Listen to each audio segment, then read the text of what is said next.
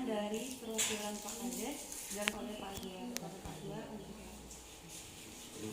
Assalamualaikum warahmatullahi wabarakatuh.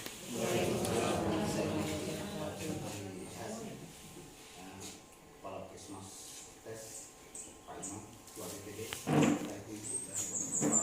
itu hadir.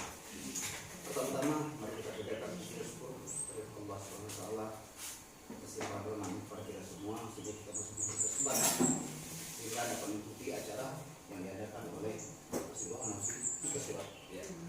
Dan tak lupa pula kita berkata pertama-tama bisa menjadi pembelajaran bagi kita masyarakat, khususnya kami dari pihak desa sangat mendukung kegiatan ini. Sebelumnya terima kasih banyak atas kehadiran bapak-bapak ibu-ibu yang memenuhi undangan kami. Mohon waktu sejenak, mudah-mudahan nanti apa yang disampaikan ini ada yang tersangkut, ada yang terbawa, jadi maksudnya minimal nanti ada yang bisa diterapkan di kehidupan sehari-hari. Jadi kita menghabiskan waktu di sini tidak hanya sekedar menghadiri saja, mudah-mudahan nanti di antara yang disampaikan nyangkut satu saja nanti sudah alhamdulillah, karena itu bermanfaat dan mudah-mudahan itu menjadi amal ibadah untuk kita di waktu siang hari ini dalam situasi berpuasa.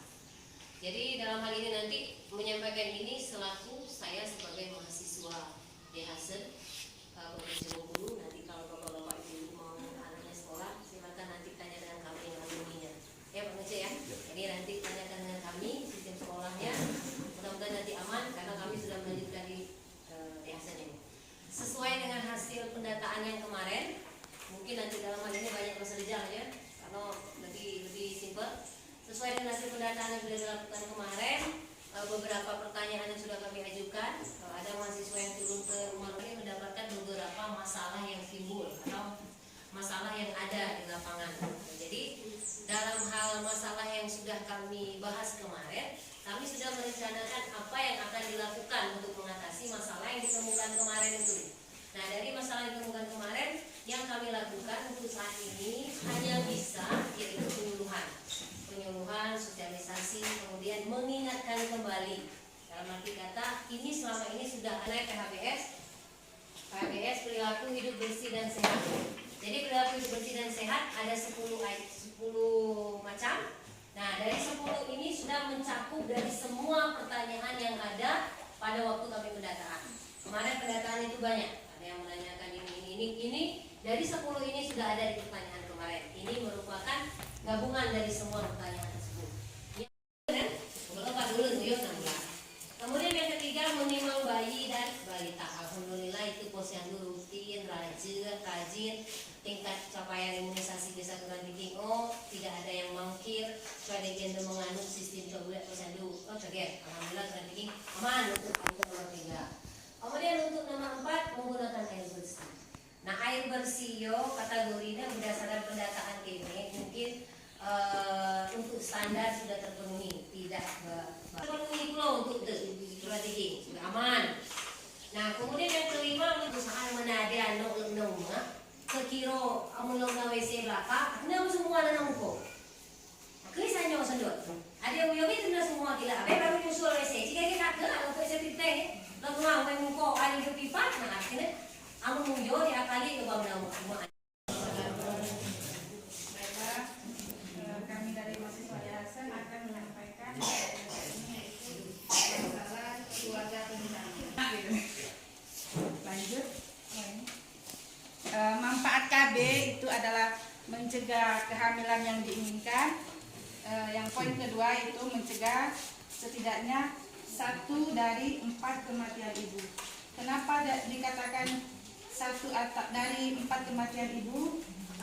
Seperti yang kami dapat, ilmu yang kami dapatkan itu termasuk dari manfaat KB. Sumur tidak ada.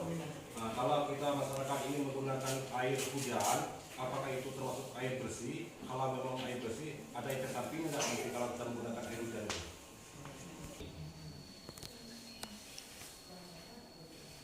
Biasanya kalau anak lempung langsung bisa langsung saya handle biasanya. Mudah-mudahan lempungnya saya dibilang gigi. Aman, karena mudah-mudahan Yang namanya tembakau gorila itu beredar di masyarakat secara bebas, apalagi anak-anak atau bapak yang merokok dengan melinting sendiri.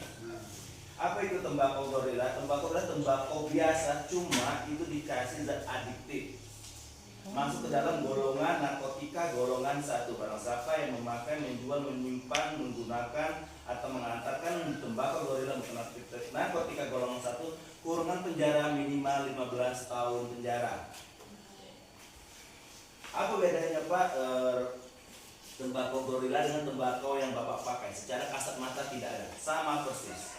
Kita tahu itu tembakau gorila atau bukan setelah dipakai. Biasanya dia mulai mabuk. Itu beredar di Bengkulu. Biasanya yang menjadi makanya tipe ketika ada itu dengan stok ini merokok dedah. Gitu. Jadi itu Bu Pak ya. Kalau melihat anak-anak kita terutama yang SMP dan SMA menggunakan rokok melinting sendiri, dua kemungkinan itu memang rokok tembakau biasa atau itu tembakau gorila dan ganja. Jadi jangan percaya ini pintar anak-anak kita udah beri kita Pak. Lah kamu juga si kokinya yang ganja karena nggak tahu.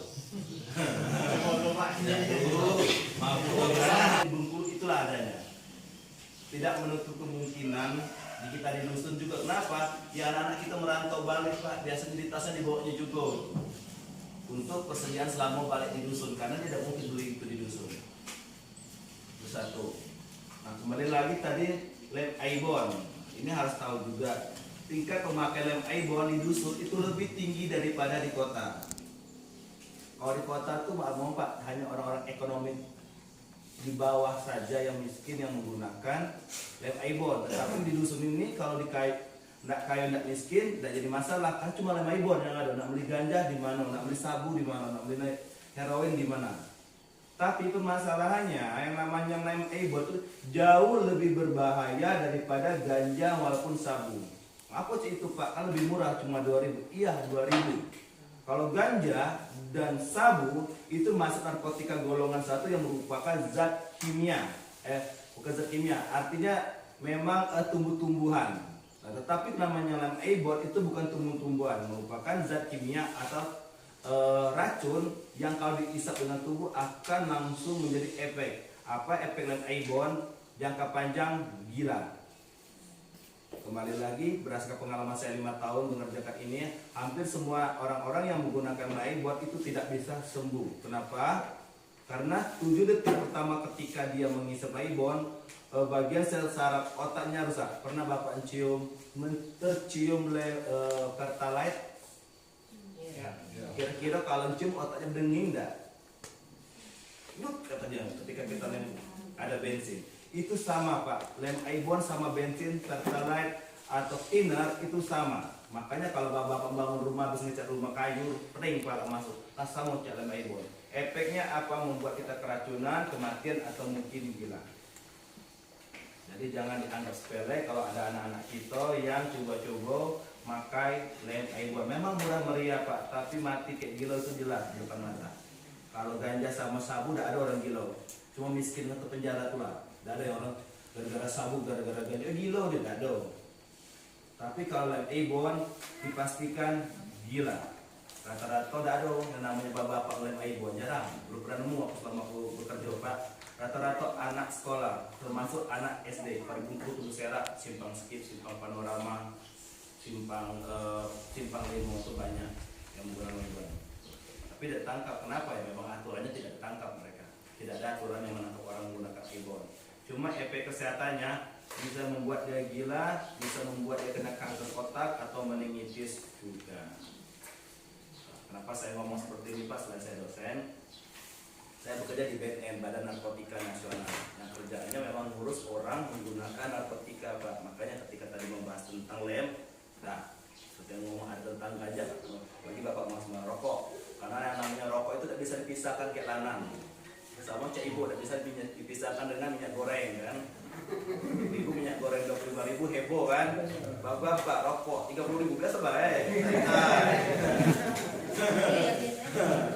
Ya Pak, saat TK rokok naik 30.000 itu masalah. Nah ibu minyak goreng aja naik 20.000 heboh. Padahal tidak seliter sehari masalah. Bapak 2 bungkus biasa baik 20.000. Hampir saja yang saya tahu. Di dusun Tuado yakin ada 10 orang lagi yang belum tertangkap. Tidak mungkin 1 orang. Karena orang menggunakan narkoba itu rame-rame Pak, ada 1 orang. Tapi diam-diam gitu biasanya. Ya.